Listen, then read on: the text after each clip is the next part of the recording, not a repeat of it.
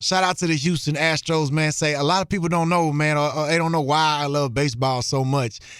And sometimes I gotta wonder too, man. I don't know why I love it so much. What I think about is when I was growing up, we didn't have money to go to a lot of sporting events or a lot of places, but we did have $1 for the dollar seats at the Astrodome. So we would go sit in them dollar seats and watch some of the greats come through and play.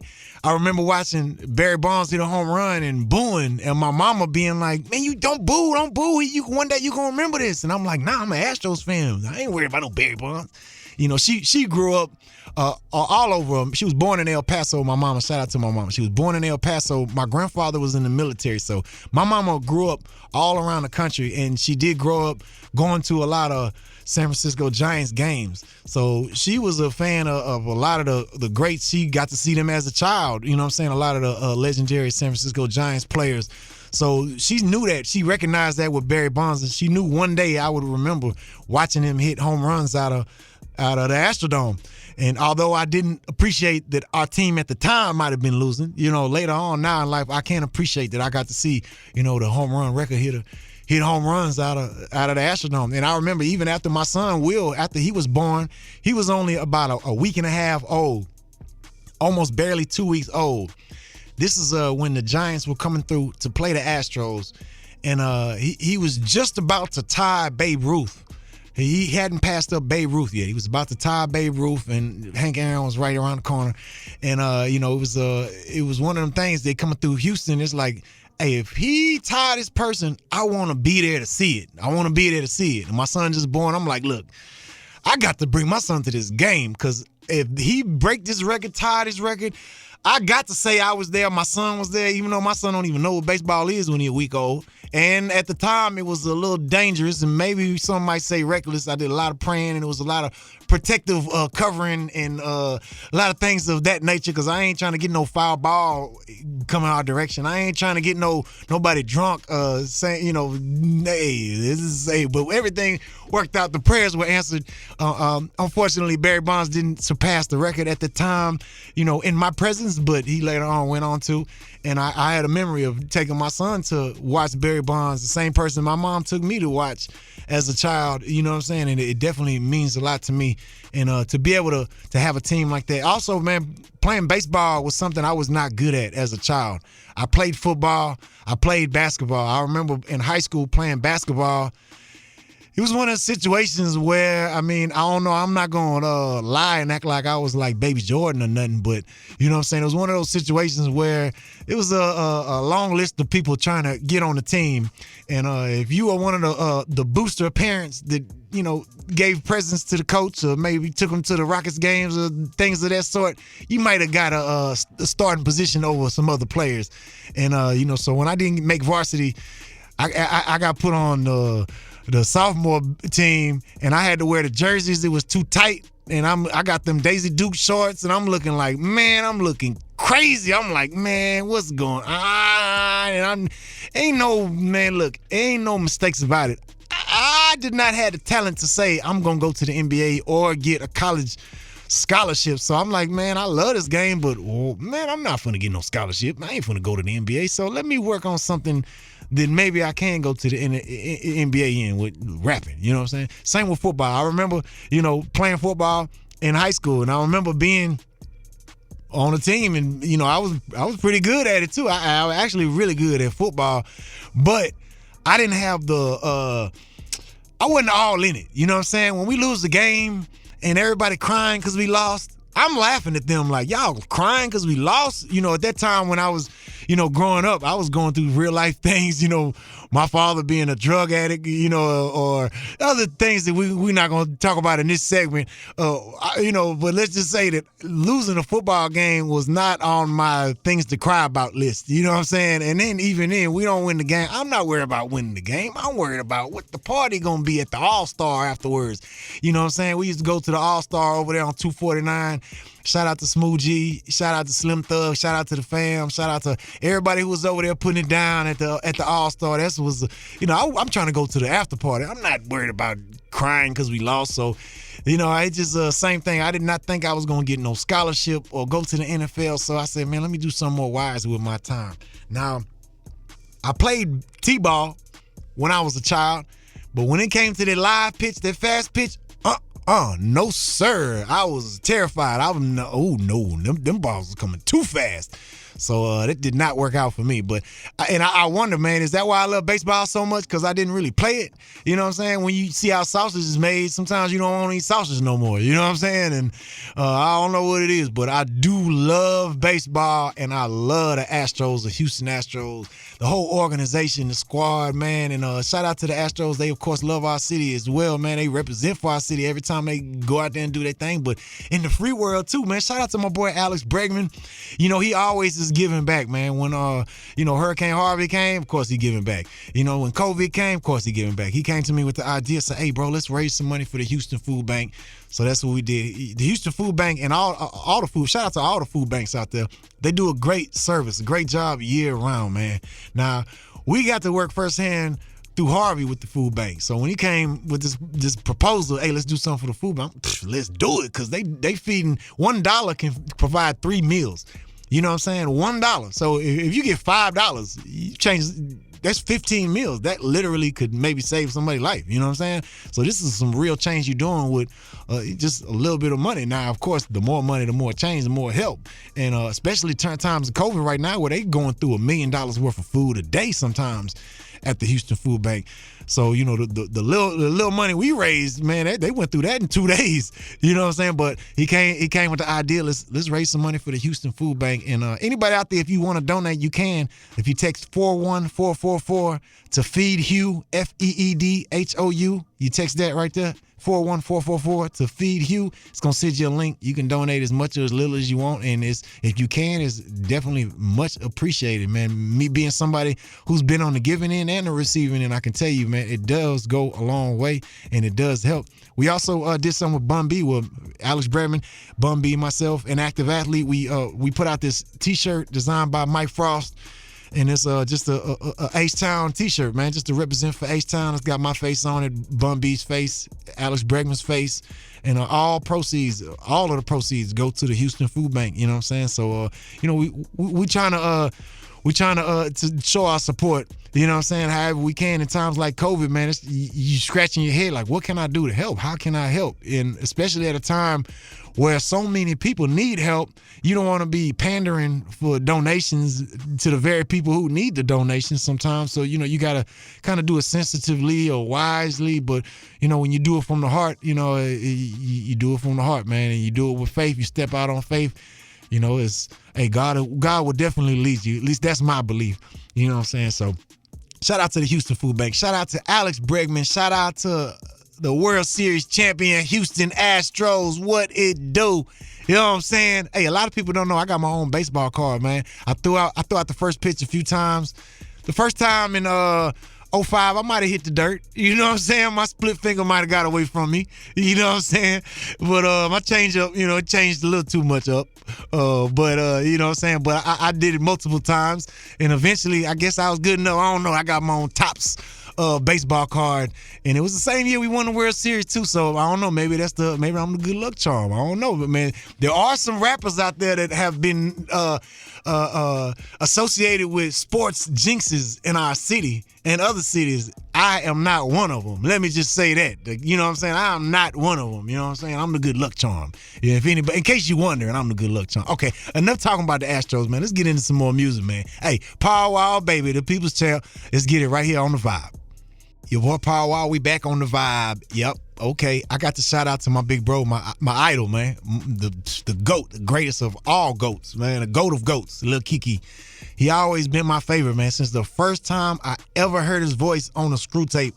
Man, it was like, you know what I'm saying, a angel of God talking to me in my ear, man. That's what it really, truly felt like, and it just inspired me so much, man. Just, you know, the way Lil Keke has contributed to our H-Town culture, you know, I don't think he really get his just due, his proper due, man, for what he has done, man. Everything from the terminology that has become everyday terminology, the words and catchphrases that everyone has said and has become, you know, just household phrases that we all use, and countless rappers from even outside of Houston and singers from outside of Houston have, you know, used or been inspired by. You know, a lot of these things are things that he solely himself created, came up with. You know what I'm saying?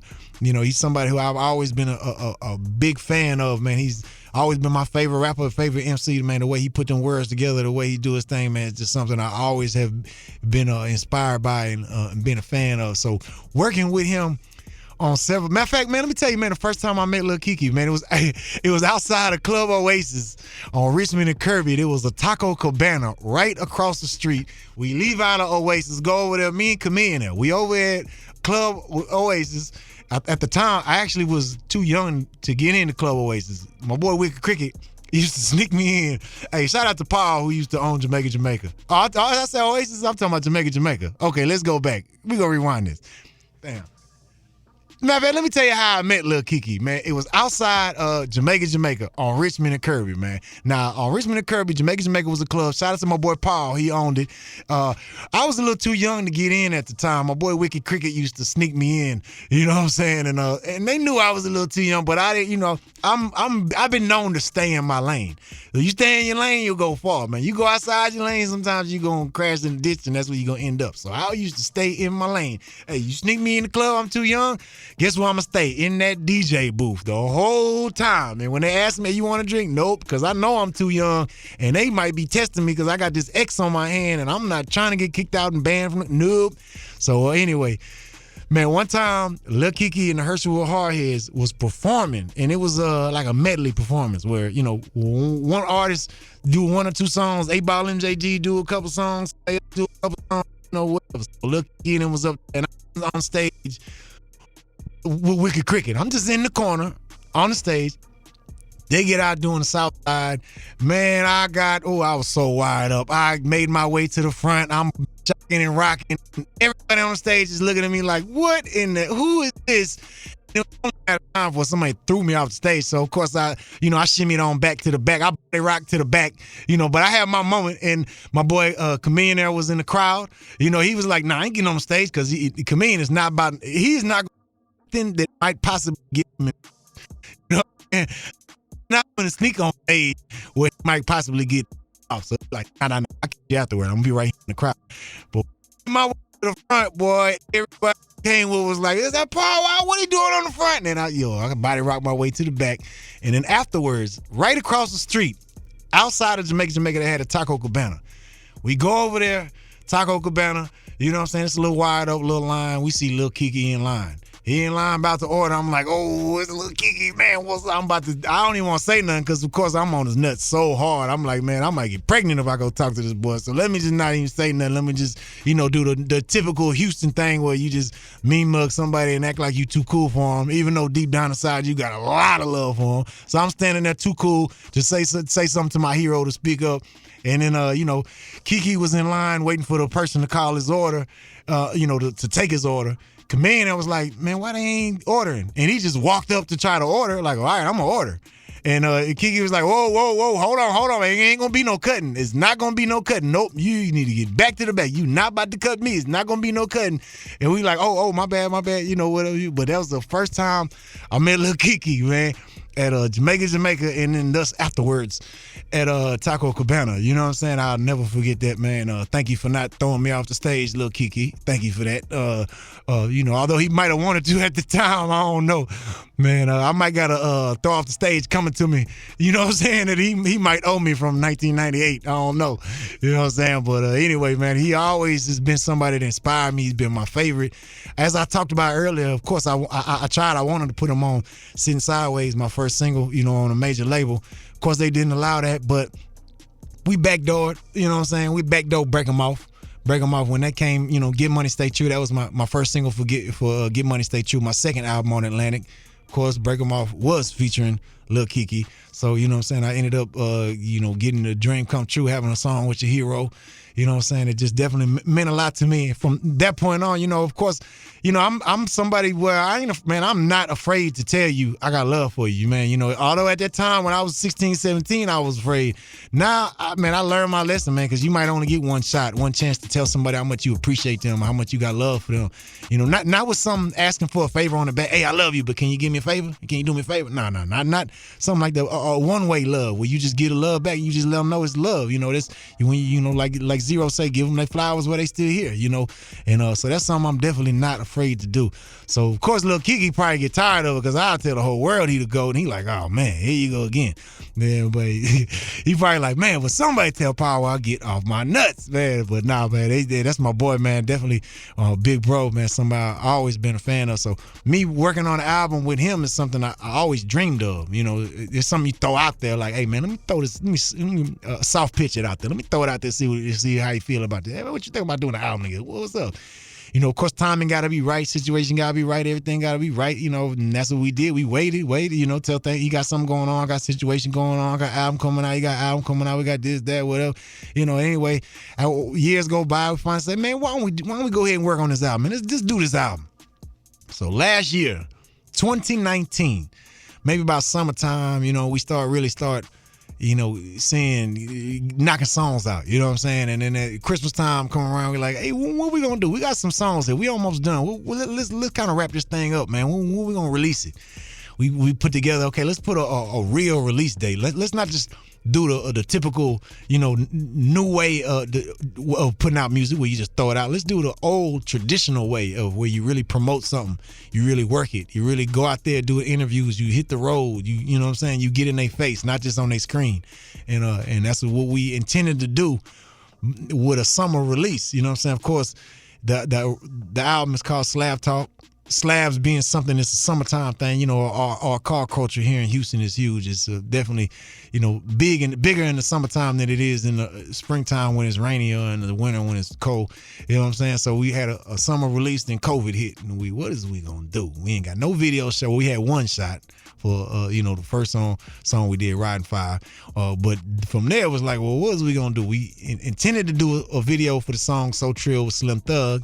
But what we ended up not being able to because of COVID, we did a visual. We did like a lyric video with some clips in the back. Still was dope, but it ain't a video, it was a visual. Then we take it, okay, we're gonna do a video for Left Right, but we don't get an opportunity to. But it is what it is. It's all good, man. I'm still we released the album still, even though COVID hit. Because a lot of people put a lot of work into it. A lot of producers put a lot of work into it. We put a lot of work into it. We wasn't going to hold up for COVID. The ultimate goal is not necessarily album sales or how much money you going to generate. You know what I'm saying? This art, you know what I'm saying?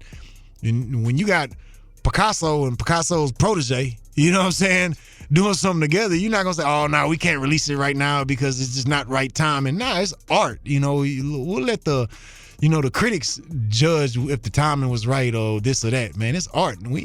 So we put it out anyway because that's just what God put on our heart to do, man. And it's out right now. It's called Slab Talk. You know what I'm saying? So make sure you check that out. It's on all platforms, anywhere you can hear any type of music. And we got actual physical copies too. You know what I'm saying? So get that. And let's get into one of the songs off of Slab Talk. You know what I'm saying? Here it is right here. So true.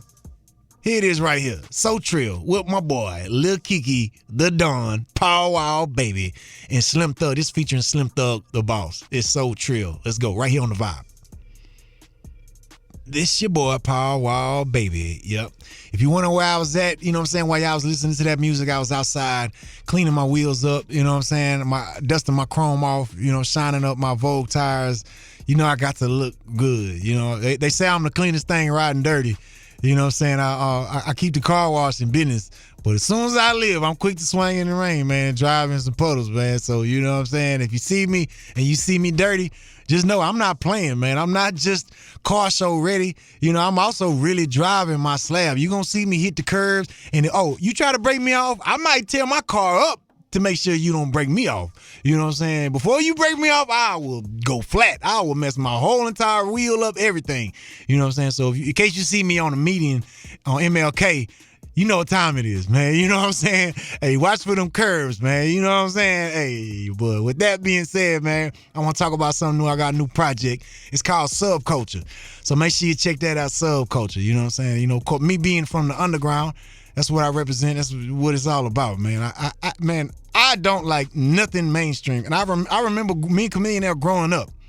Back in the days growing up, I used to hate anything that gets power rotation on the radio. I don't care what artist it is, what song it is, how hard it is. If it gets power rotation up, I hate it. Why? Because they play it all the time. Show me the song that they not playing. That's the one I want to hear. I don't know. I always been a B-side kind of person. You know what I'm saying? That's how I used to give you the singles. The single on the record, on the vinyl. A was the single. B was maybe another single. And sometimes them maybe the other singles are the smash hits. And those are the ones that I always prefer, man. So, you know, I'm a B-side. I'm not frontline. I'm backline, man. Everybody frontline. I'm backline, man. Y'all can have the frontline. I'm going to be in the back. So, you know what I'm saying? That's where I'm going to be at, you know what I'm saying, in my slab. You know what I'm talking about? Doing me. So, Subculture, you know what I'm saying? That's check that out, man. Check that out. You know, Migos got culture. Okay, everybody do it for the culture. That's cool. Man, I'm not about the culture. I'm about the subculture. You know what I'm saying? I'm not about the mainstream or the fad or the trend or what's popular this week. You know what I'm saying? I'm going to do me. I'm going to do what I want to do, what I like to do. And, you know, and that's what the subculture is all about, man. It's about the subculture. You know what I'm saying? So check that out, Subculture. You know what I'm saying? With that being said, yeah, okay, we here. The vibe, you know, you tuned in on the vibe, baby. It's the all new vibe, man. It's Houston's culture, man. So, of course, I got to be here. Powwow, the people's champ. You know what I'm saying? The chick magnet. Mind over matter, it go, oh, yes, it definitely goes down. Say, man, I got to shout out to my boy Johnny Dang. He just texted me, say he tuned in, listening right now. So shout out to Johnny Dang one time, man. My boy TV Johnny. Yes, sir, world famous, man. He done grilled everybody up around the world, man. Me teaming up with Johnny was something I still can't believe, man. This is something that, you know, I was able to be a part of, man. Just me always wanting jewelry, always wanting grills, saying things of that nature, man. Something that to be able to contribute when you actually making grills, selling grills for these people, man, it's something I still can't believe, man, that I've been blessed to be a part of. So big shouts out to my boy TV Johnny Dang, what's up, baby? You know what I'm saying? Yep, yes, sir. Well, we going, you know what this is gonna lead to. You know where this is going. It's grills, man. Let's hear that grills, man. Shout out Jermaine Dupri, Nelly, Ali Gift, and your boy Powwow, baby. Here it go. Grills on the all new vibe. Back on the vibe. Yep. Yeah. You tuned in. You got the right station and you turned up nice. Yep. That's what's going down. You know what I'm talking about? It's the vibe. Houston's culture. And I am Powwow already. Baby, what it do? Hey, man, earlier we played Still Tipping. That's definitely one of my personal favorites right there, man. And I was recently trending for that one, man. We dropped that song over 15 years, almost 20 years ago now, man. 15 years. I think we dropped Still Tipping originally first came out in 2003. That's when we dropped it on and then it came out on The Day Hell Broke Loose, and then from there it went to Mike Jones' album, Who Is Mike Jones, when we got our deal. That was the song that got us our deal, matter of fact. And it came up earlier, you know what I'm saying, and earlier a few weeks back, and they, you know, they was like, remember this song, who had the hardest verse? And I mean, I guess I did, because my name was trending #1. But I mean, hey, when you debating who's better out of LeBron James and Tom Brady, and you know what I'm saying, another GOAT, Serena Williams. I mean, you debating who's the best out of these three GOATs. Each GOAT is different in their own right, you know what I'm saying? And of course, on the song, Still Tipping. Ooh, man. Let's talk about Slim Thug, boy. He came, ooh, man, he set the tone. Of course, it was a sample. The hook was a sample from one of Slim Thug's freestyles. Classic freestyle at that. And so, of course, he set the tone with it, man. He came in there, man. He did his thing with this, boy, the boss. Boy, he played no games. He let it off top. He set the tone. And Mike Jones came. He said some things that, you know, definitely got remembered. Back then, they didn't want me. Now I'm hot. They all on me. That was one of the most repeated lines of the year that year we dropped that song, man. And then, of course, your boy Powwow came in. I did my thing, clean up, and, you know what I'm saying, I definitely crashed it, you know what I'm saying, and I let the critics debate, you know, who had the hardest verse or who was the best. I mean, we all did good, and, hey, man, wherever y'all put me on the list, out of me, Mike Jones, Slim Thug, and Chamillionaire, who was on the original version, and Jay-Z, who did a remix, and 50 Cent, who did a remix, and Chingo Bling, who did a remix, and several other remixes that were out there. So whoever, I think Lupe Fiasco did a freestyle. So of all the people who ever rapped on Still Tipping, man, wherever y'all put me on the list, even if it's at the bottom, man, I just appreciate the fact that, I got to go platinum with my brothers, man, Slim Thug and Mike Jones. And I remember being on 106 in Park when we performed it. We backstage about to walk out there and performing with AJ and Free. And Slim Thug looked at me and said, bro, we made it, bro. We on 106 in Park. We made it. That right there was my I made it moment. You know what I'm saying? Now I remember the first time I ever got played on the radio when I did a freestyle with Chamillionaire for an intro for Michael Watts' radio show. I remember hearing that when my boy Matt Hatter played it, and he played it because Michael Watts was also rapping on it. I remember this to this day. I'm driving down West Little York. I'm crossing over Antoine. I got my god sister Nina Taylor in the car. Now she's Nina Hawkins. Shout out to my brother-in-law Daryl. We riding, and I hear my boy Matt Hatter play this song on the radio, and I hear it. I'm like, why is he playing that? Is that me? And I'm turning up. Oh man, he playing me, and I'm in my hood playing me on. Oh my God, that was definitely I made it type of moment. But when we was on 106 in Park, that was a no, we really made it now moment. That was we thought we made it before, but now this is what, when you made it, what it really feels like and what it means.